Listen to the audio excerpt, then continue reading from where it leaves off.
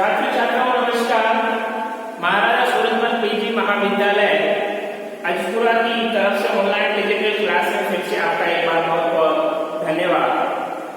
छात्रों, अपने जो कृषि अवस्थिति का सिद्धांत है, इस कृषि अवस्थिति के सिद्धांत के बाद में आज अपने जो अपना मेन जो टॉपिक है वो है वान थुनेन का सिद्धांत। यानी वान थुनेन महोदय, ये जो वान थुनेन महोदय कृषि की अवस्थिति, कृषि के स्थानीयकरण का जो सिद्धांत बोलता है, तुलनात्मक लाभ का सिद्धांत, इसको किसके नाम से जाना जाता है? तुलनात्मक लाभ के सिद्धांत के नाम से जाना जाता है।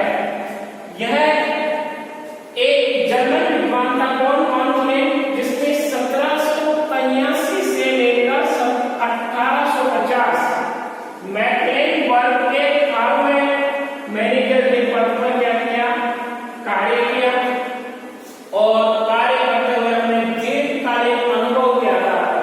यानी काफी पुराने अनुभव के आधार पर 1826 में कृषि भूमि उपयोग के लिए, यानी कृषि भूमि उपयोग के लिए अवस्थिति सिद्धांत का क्या किया? प्रतिपादन किया। कब? 1826 में। काफी बार क्वेश्चन पूछा जाता है कि जो वान थुनेन का सिद्धांत है वो कौन सी सन में दिया गया? तो 1826 ईस्वी में।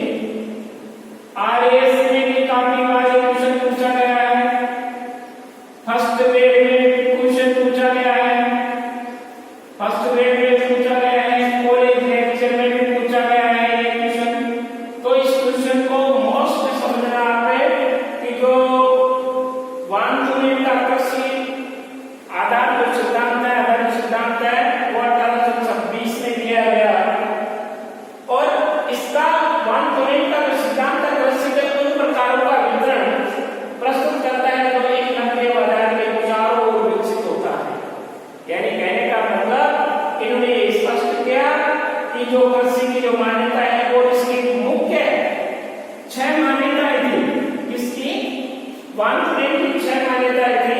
पहली मान्यता थी कि एकांकी प्रदेश जिसमें एक नगर हो, यानी एकांकी क्षेत्र, कोई भी एक क्षेत्र जिसमें केवल एक नगर हो तथा उसके चारों ओर कृषि क्षेत्र हो।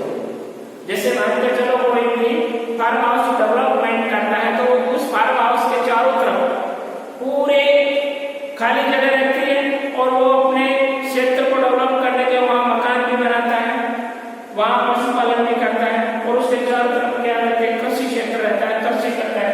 उसी तरह से होना चाहिए।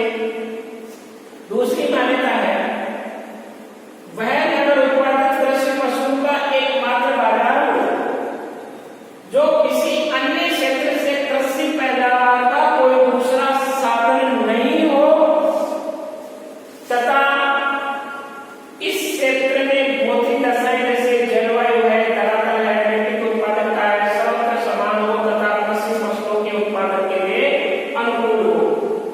और इस प्रदेश में नगरों का छोड़कर शेष पृष्ठभूमि में ग्रामीण जनसंख्या निवास करती हो। और पांचवा है इस एकांकी कृषि प्रदेश में दुर्लभ है जो यातायात के लिए साधन होना चाहिए, बैलगाड़ी, घोड़ा गाड़ी होनी चाहिए और परिवहन भार, दूरी व भार के अनुपात में क्या होना चाहिए? बढ़ना चाहिए। ये इसकी क्या थी? मान्यताएं थी। किसकी? वान थुनेन।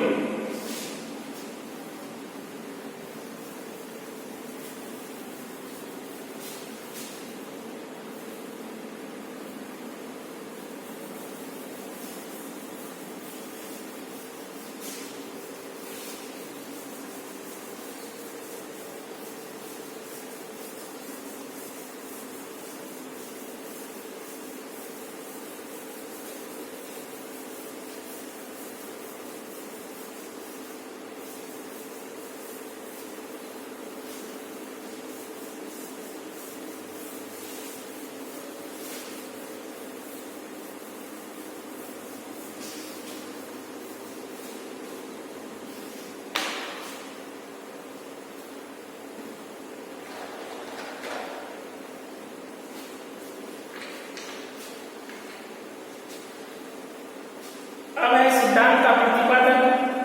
अब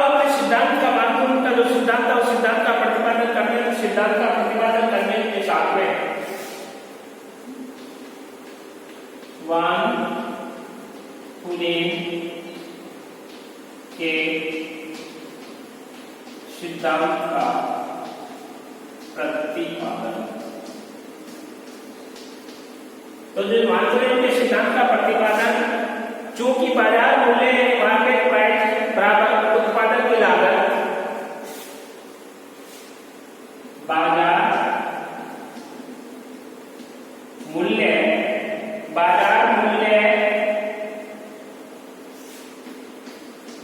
चूंकि बाजार मूल्य मार्केट प्राइस बराबर उत्पादन की लागत, उत्पादन की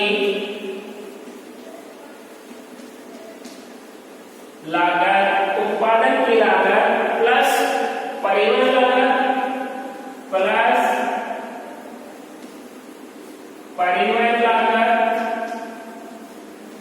प्लस उत्पादन का लाभ प्लस उत्पादन का लाभ, ये इस सिद्धांत का मूल्य जो भाव है वो मूल भाव है। चूंकि बाजार मूल्य बराबर उत्पादन की लागत प्लस परिवहन लागत प्लस उत्पादन का लाभ। जो ये सिद्धांत है मार्क्सवादी का सिद्धांत ये स्पष्ट करता है कि जो बाजार मूल्य है उसके बराबर क्या होता है, उत्पादन की लागत होती है, जिसमें क्या होता है, परिवहन लागत भी जुड़ती है और उसमें उत्पादन लागत भी जुड़ती है। परिवहन की लागत में उत्पादन की लागत भी जुड़ गई, परिवहन की लागत भी जुड़ गई और उत्पादन का लाभ भी जुड़ गया। ये तीनों जुड़के क्या होता है, बाजार का मूल्य। तो ये बाजार आता है, बाजार से उत्पादन क्षेत्र की दूरी के अनुसार भूमि उपयोग क्रमबद्ध रीति से बदला जाता जाएगा। यानी अतः बाजार से उत्पादन क्षेत्र की दूरी के अनुसार कृषि भूमि यानी कृषि उपयोग क्रमबद्ध रीति से बदला जाएगा। वांथने ने एक पूर्णतः समान भूतल की कल्पना करते हुए यह बताया कि यदि इस क्षेत्र का किसी दूसरे नगर से संबंध स्थापित नहीं होता तो इन आदर्श दशाओं में उस क्षेत्र के केंद्र में एक नगर विकसित होगा तथा उसके चारों ओर विभिन्न प्रकार के भूमि उपयोग के विभिन्न संकेंद्रीय वलय विकसित होंगे और उनका यह सिद्धांत केंद्रीय स्थान सिद्धांत यानी सेंट्रल प्लेस थ्योरी कहलाएगा। यानी केंद्रीय स्थान सिद्धांत, केंद्रीय स्थान सिद्धांत, केंद्रीय स्थान सिद्धांत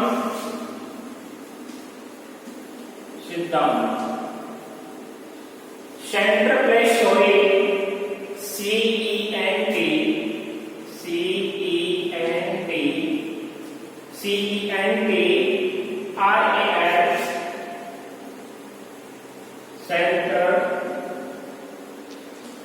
सेंट्रल प्लेस थ्योरी, THEORY,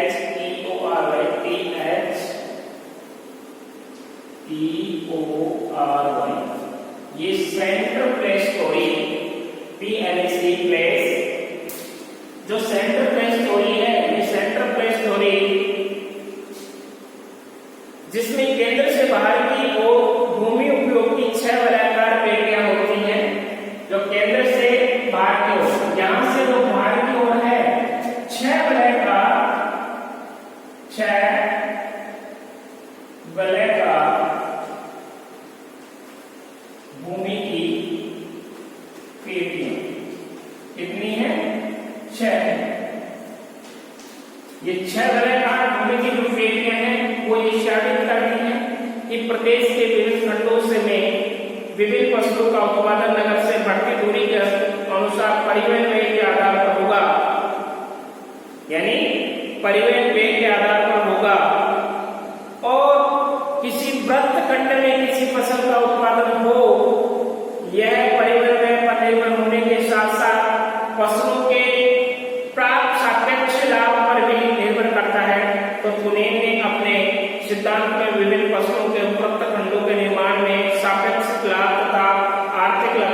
विचारों को भी प्रमुखता दी। आर्थिक लगान वह सापेक्ष लाभ है जो किसी फसल को बाजार के निकटता होने पर पैदा करने से मिलता है। तो कोई भी फसल बाजार में जितनी दूरी पैदा होगी उस पर परिवहन में अधिक होने के कारण आर्थिक लगान क्या हो जाएगी, बढ़ती चली जाएगी और दूरी के अनुपात से कम होता जाएगा और भारी व शीघ्र नष्ट होने वाली वस्तुओं को बाजार के निकट पैदा करना अधिक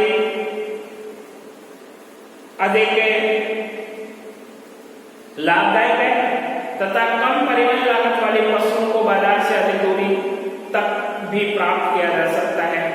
तो अब इसका जो अपने निष्कर्ष निकालते हैं उस निष्कर्ष को उपरोक्त धारणाओं के आधार पर वांथो ने 6 केंद्रीय कृषि पेटियों का प्रतिपादन किया, जिसमें प्रथम पेटी है यानी पहली पेटी है।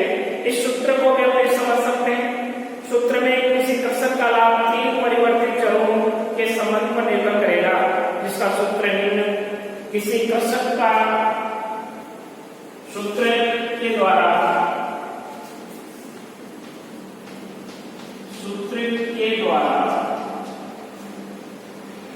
किसी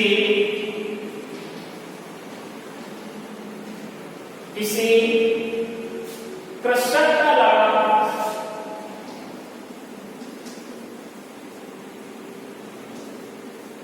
3 परिवर्तित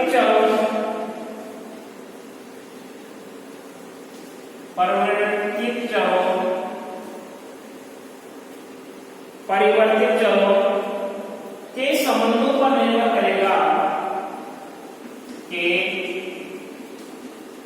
संबंधों पर निर्भर करेगा। जैसे P बराबर B minus E plus T यानी P बराबर B माइनस कोष्ठक में E प्लस T। P कृषक का लाभ, यहाँ जो P है ये P कृषक का लाभ है, P कृषक का शुद्ध लाभ और P के बाद में V वस्तु का विक्रय मूल्य है, V वस्तु का विक्रय मूल्य और E का तात्पर्य है उत्पादन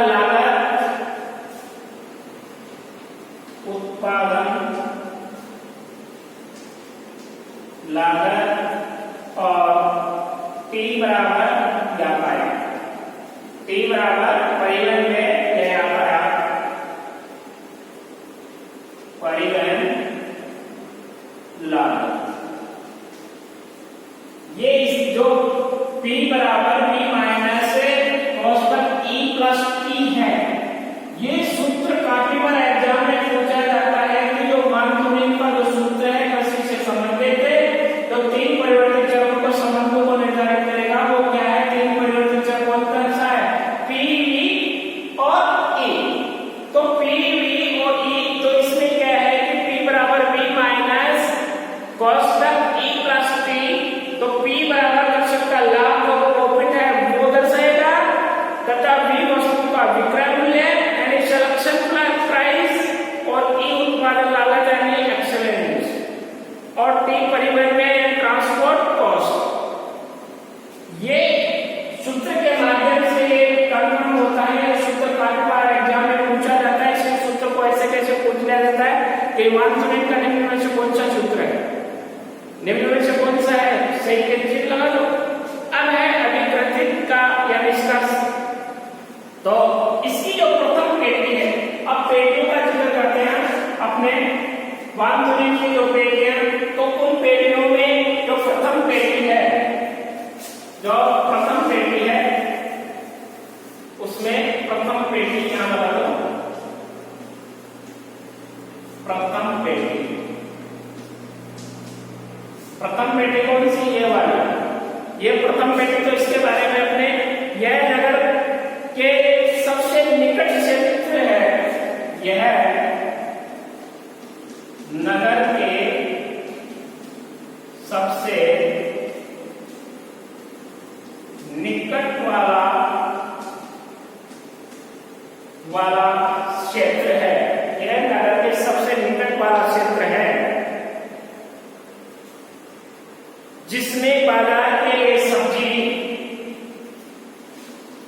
जिसमें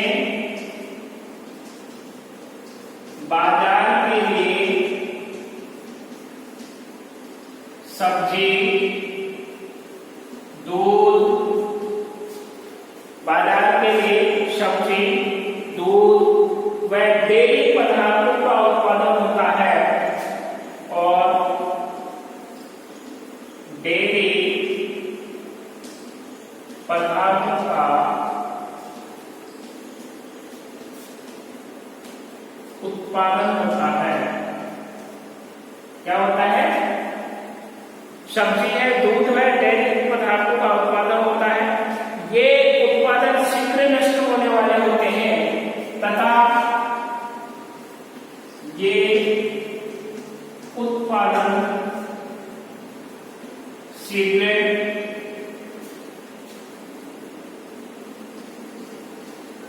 नष्ट होने वाले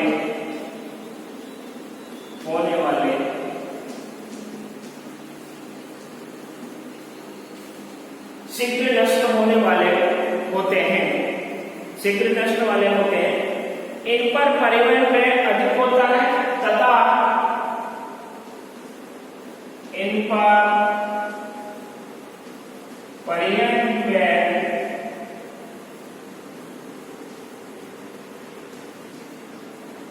अधिक होता है। इन पर परिवहन व्यय अधिक होता है। यह पेटी नगर की आवश्यकता अनुसार बाहर की ओर विकसित होती है। यह पेटी नगर की आवश्यकता अनुसार नगर के बाहर होती है। यानी नगर की आवश्यकता के अनुसार नगर के बाहर होती है या विकसित होती है। मांग के अनुसार इस पेटी का व्यास बढ़ जाता है तथा मांग के अनुसार इस पेटी का व्यास बढ़ जाता है। मांग के अनुसार इसका जो क्षेत्रफल है वो बढ़ जाता है, तो यानी वो बढ़ रहा है। द्वितीय पेटी यानी दूसरी पेटी, द्वितीय पेटी, इस पेटी के अंतर्गत इस पेटी में ईंधन तथा इमारती लकड़ी, इस पेटी में ईंधन तथा इमारती लकड़ी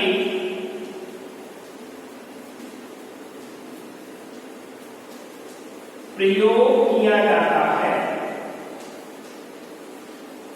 क्या किया जाता है? प्रयोग किया जाता है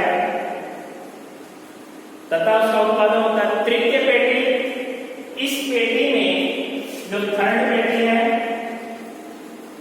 तृतीय पेटी, इस पेटी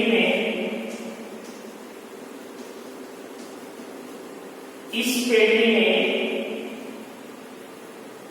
अनाज उत्पादन होता है।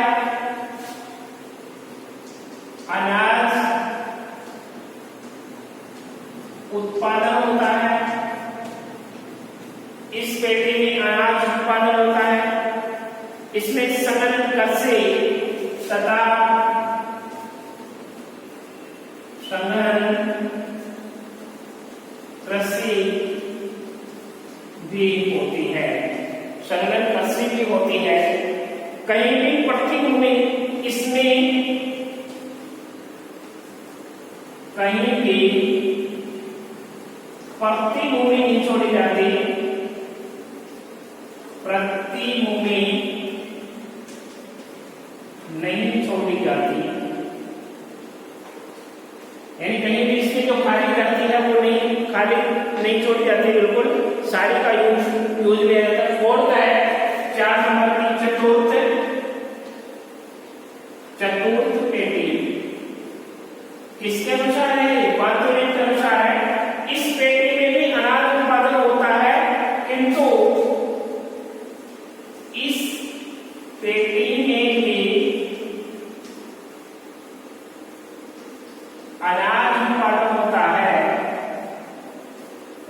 उत्पादन होता है, लेकिन 14% प्रति व चारण भूमि छोड़ी जाती है, लेकिन 14% प्रति व चारण भूमि, चारण के लिए चारण भूमि छोड़ी जाती है, छोड़ी जाती है। मुख्य वोल्टेज समझाने में जो फोर्थ तृतीय व चतुर्थ पेटी है मुख्य वोल्टेज पेटी, क्योंकि दोनों में उत्पादन अनाज उत्पादन किया जाता है, लेकिन जो थर्ड नंबर की पेटी है इसमें अनाज उत्पादन किया जाता है, लेकिन इसमें प्रति भूमि नहीं छोड़ी जाती। और चतुर्थ इसका अनाज उत्पादन किया जाता है, लेकिन उसका 14% भूमि प्रति तथा किसके लिए छोड़ी जाती है, चारा के लिए छोड़ी जाती है। इसलिए ये जो चतुर्थ पेटी है ये मोस्ट पेटी मानी जाती है। पांचवी पेटी है, यहाँ भी अनाज की खेती होती है। पांचवी पेटी है यानी पंचम पेटी, पंचम पेटी, यहाँ भी अनाज की कृषि होती है, यहाँ भी अनाज की कृषि होती है। प्रति भूमि का प्रतिशत अधिक 33% होता है तथा प्रति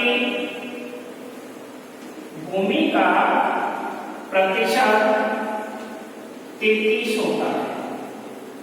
जो प्रति भूमि का जो प्रतिशत है वो 33% होता है तथा 3 खेत प्रणाली होती है तथा यहाँ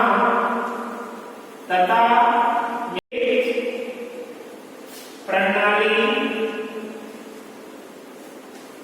प्रचलित होती है। 3 खेत प्रणाली प्रचलित होती है। जो 6 नंबर की पेटी है यहाँ पशुपालन होता है। 6 नंबर की पेटी 6 नंबर की पेटी, यहाँ पर पशुपालन, यहाँ पर पशुपालन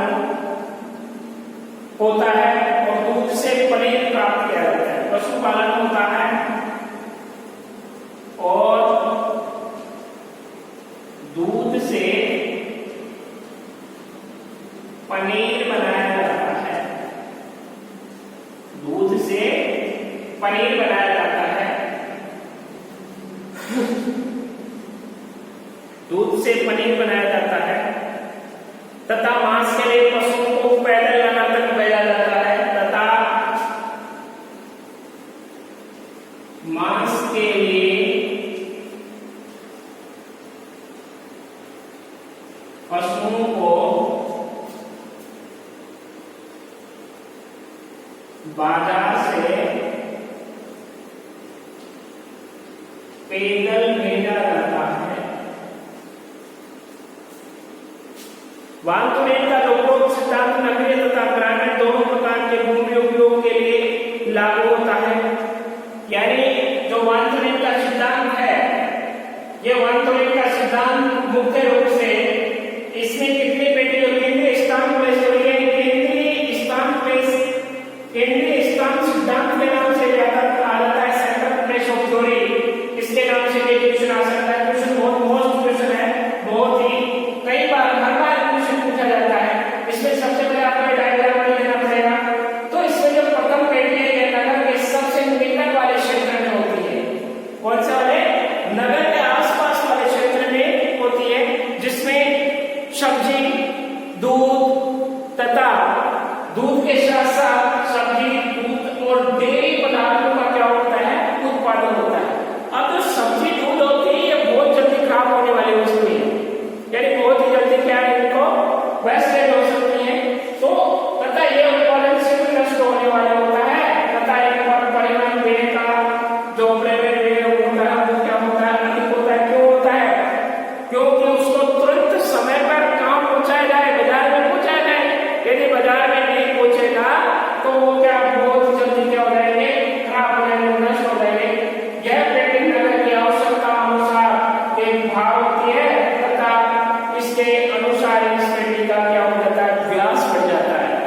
क्षेत्रफल बढ़ जाता है। जितनी आवश्यकता पड़ती है उतने उस क्षेत्र को बढ़ा दिया जाता है। द्वितीय पेटी, इस पेटी में ईंधन तथा जो इमारती लकड़ी का प्रयोग किया जाता है। जो दूसरे नंबर की पेटी है, इस पेटी में इमारती लकड़ी तथा ईंधन का प्रयोग किया जाता है। उसका क्या किया जाता है? उत्पादन किया जाता है दूसरी पेटी में। थर्ड पेटी है, इस पेटी में अनाज उत्पादन तो होता है तथा संलग्न कृषि भी होती है। इसमें कभी कभी प्रतिभूमि नहीं छोड़ी जाती। कौन सी में? इसमें तृतीय पेटी में प्रतिभूमि नहीं छोड़ी जाती। और जो चतुर्थ पेटी है, इस पेटी में भी अनाज का उत्पादन होता है, लेकिन 14% प्रतिभूमि बचा भूमि छोड़ी जाती है। और पंचम पेटी है, यहाँ पर अनाज की कृषि होती है तथा प्रतिभूमि का जो 33% है वो 3 खेत प्रणाली के माध्यम से उसमें खाली रखा जाता है। 6 पेटी है, यहाँ पर पशुपालन होता है और पशुपालन से जो दूध प्राप्त होता है उस दूध से पनीर बनाया जाता है।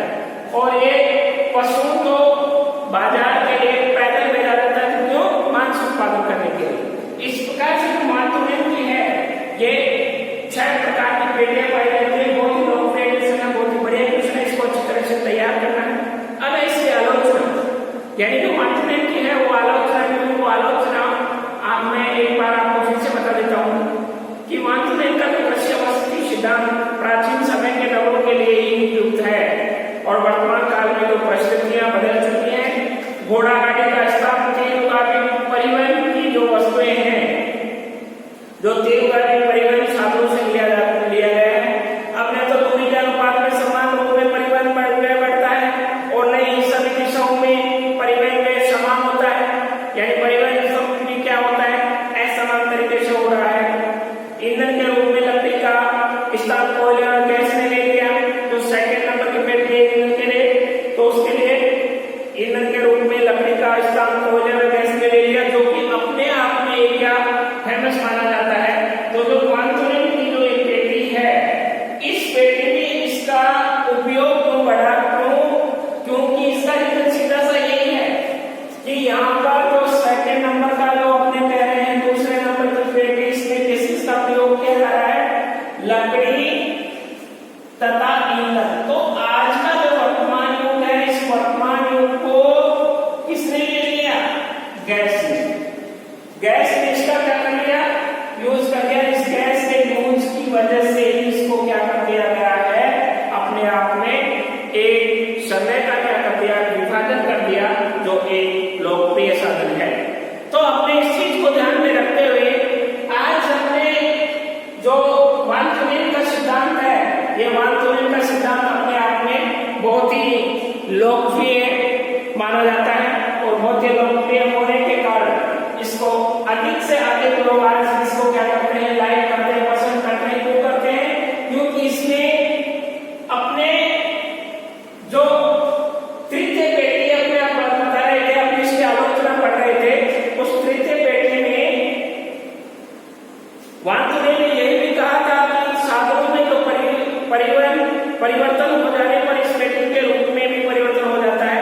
तो उदाहरण के लिए काम की राज्य में परिवहन के साधन के रूप में प्रयुक्त जो घोड़ा गाड़ी के स्थान पर नदी द्वारा जल परिवहन हो, वो भी इसके लिए मान्य नहीं है। और तुरंत के आर्थिक आधार के विचार को अनेक आधुनिक विद्वानों ने मान्यता दी तथा अपने लेखों में शामिल किया गया कि लाभ में लागत पर उत्पादन मूल्य, कीमत तथा पैदावार जैसे अन्य परिवर्तन की घोष तथा अवस्थिति संभावना